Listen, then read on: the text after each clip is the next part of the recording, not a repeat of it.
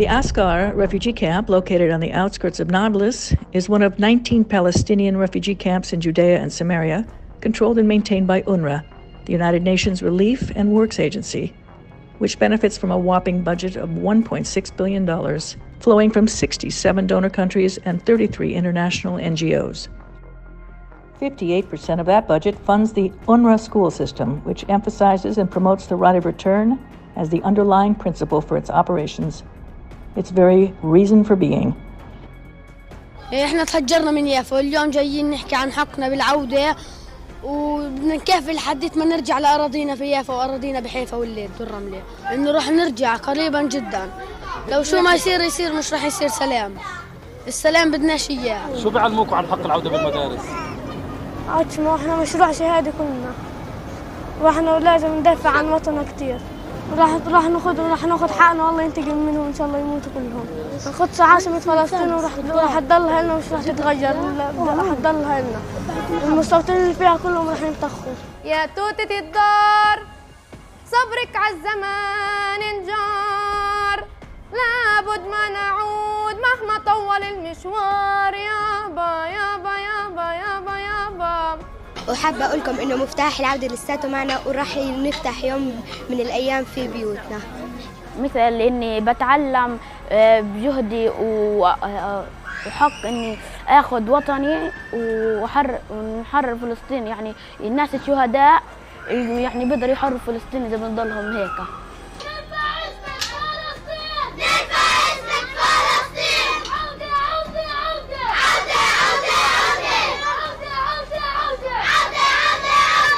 أنا نور المسيمة، مديرة نادي أشبال العاصفة.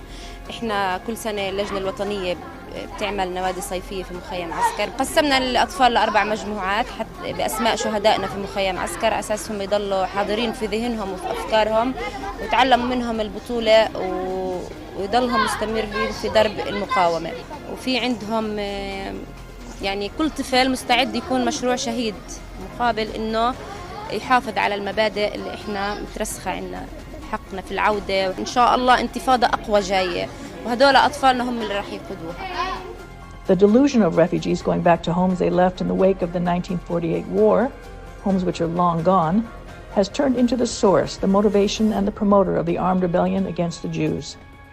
Askar is the smallest of the refugee camps in Judea and Samaria, yet stands out as the camp with the highest amount of Palestinians engaged in terror activity in relation to the number of its inhabitants, including the highest number of shaheeds, armed terrorists killed in the act of murder, and the largest number of convicts serving life imprisonment for murder. مخيم مقاتل، مخيم مقاوم، مخيم يقدم الشهيد تلو الشهيد، ومن جميع الأطياف ومن جميع الأعمار ومن جميع التوجهات. From this refugee camp embarked the Palestinian assassin of brothers Hillel and Yagel Yaniv from Har Bracha, who were killed driving through Hawara in February 2023. It was also home to a 15-year-old terrorist who set out this past April from Askar, armed with a gun, shooting and severely injuring 2 Jews in Jerusalem. Askar is also home to the 3-man terrorist squad who, on April 7th, 2023, murdered Lucy D. and her 2 daughters, 15-year-old Reina and 20-year-old Maya, in a drive-by shooting. The perpetrators of these heinous killings are hailed today as heroes in the Askar refugee camp. As soon as the murder of this Jewish woman and her 2 young daughters became known, sweets were handed out on the streets of Askar as an expression of happiness and triumph. The funeral of Hassan Katanani, the terrorist who pulled the gun on the D family, grew into a huge rally of support, which consisted of everyone from the Askar refugee camp as they celebrated the murder of Jews and the destruction of Israel.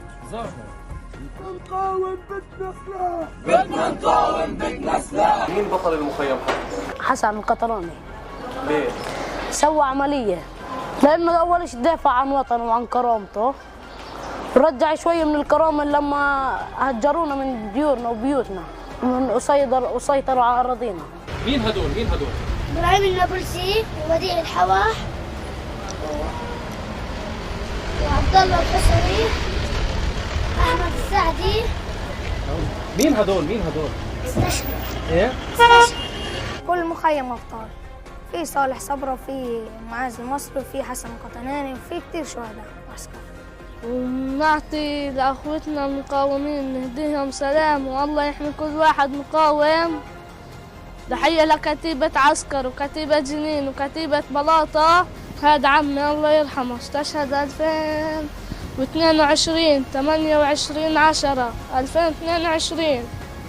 وين استشهد وكيف استشهد؟ عملية على حشيش حوارة.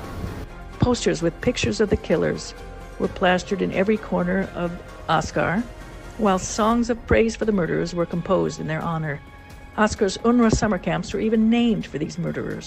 صورة البطل إبراهيم النابلسي لأنه كان مرعب، كان مش مطارد، كان يطارد. إني بحب إبراهيم لأنه يعني كان قدوة لكل شباب نابلس، كان قدوة لكل أطفال نابلس. صورة الشهيد البطل عبد الله الحصري. أرعب كيان وغتم ومدمر وأسير وجريح وشهيد. أنا حبيته عشان كان مقاوم ودافع عن وطنه. The family of Hassan Katanani was congratulated with pride and approval that their son had the honor to kill a Jewish woman and her 2 young daughters while driving in their car to meet family members during the Passover holiday. They expressed their hope and wish that the terrorists' young children would go in the footsteps of their father and merit to become holy shaheed, just like their blessed father. The terrorist mother expressed herself in her own way. احنا لازم نقتلهم في بلادنا، في عيالنا، في أظافرنا، ناكلهم بسناننا ناكلهم اليهود. هم أعدائنا بالأول والآخر اليهود. الله يكرمني وأربيهم هالأولاد يطلعوا زي ما بده ربنا إن شاء الله. يكونوا من حفظة القرآن من الصالحين البارين إن شاء الله. مجاهدين في سبيل الله كمان. كنا بالنهاية على هالدرب يعني الجهاد واجب علينا. الحمد لله على كل حال. Memorial ceremonies for holy martyrs and festivals celebrate the release of terrorists from prison at weddings and family celebrations accompanied by shooting rifles and pistols. Hundreds of Askar youth take part in these ceremonies, including children and young adolescents, absorbing the message of blind hatred so that they too can become the killers and shaheeds of the future. The amount of weapons in the Askar refugee camp are huge. Askar now boasts at least 200 wanted terrorists just waiting to commit the next acts of murder. This is how the right of return, the reason for being of UNRWA, has become a source of lethal violence that surpasses the organization's hollow slogans for peace. The time has come for donor nations to think again about blind support for UNRWA.